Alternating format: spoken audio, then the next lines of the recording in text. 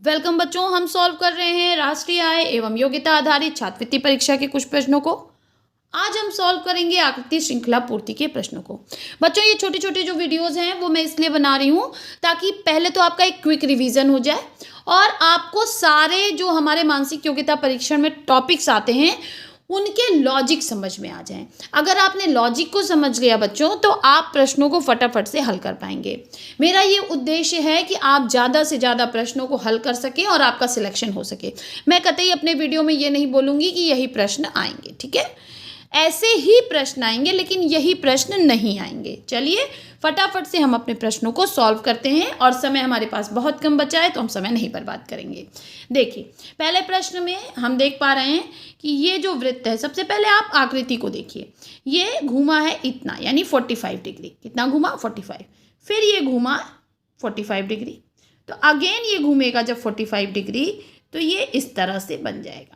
तो सबसे पहले तो आप यही देख लीजिए, ऐसा केवल हमारे डी में है तो डी हमारा राइट आंसर आ गया। हमें त्रिभुज वगैरह देखने की बहुत ज़्यादा ज़रूरत नहीं, लेकिन आप फिर भी एक बार देख लीजिए, यहाँ बाहर है, यहाँ अंदर है, यहाँ अंदर है, तो यहाँ बाहर होना चाहिए, ठीक है। तो भी हमारा डी वाला आंसर आ रहा है, तो हम राइट आंसर लगाएंगे डी पे और चलते हैं अगले प्रश्न पे। देखिए, चलिए देखते हैं। पहले में आपका ये बराबर का निशान यहाँ पे, अगले में ये इसमें आ गया।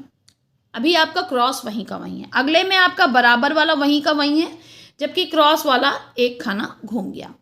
अगले में क्या हुआ? फिर से क्रॉस वहीं का वहीं है और ये एक खाना घूम गया। अब इस लॉजिक को लगाएं तो अगले में हमारा क्या होना चाहिए कि बराबर का निशान वहीं का वहीं होना चाहिए और क्रॉस एक एंगल घूम के यहाँ आ जाना चाहिए।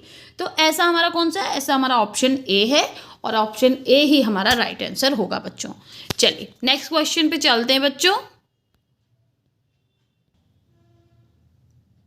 देखिए बच्चों, ये हमारा नेक्स्ट क्वेश्चन है। इसमें हम देख रहे हैं कि ये वाली लाइन इसमें गायब हो गई, अगले में ये वाली लाइन गायब हो गई, अगले में ये वाली लाइन गायब हो गई।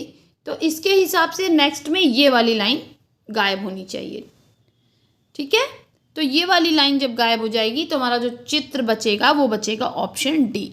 तो हमारा राइट आंसर हो जाएगा ऑप्शन डी। चलिए फटाफट से नेक्स्ट क्वेश्चन पे चलते हैं।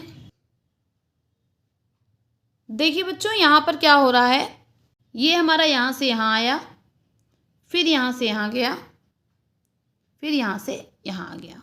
तो नेक्स्ट में फिर कहाँ होना चाहिए? बीच में। तो सभी में बीच में। चलिए ये तो क्लियर हो गया।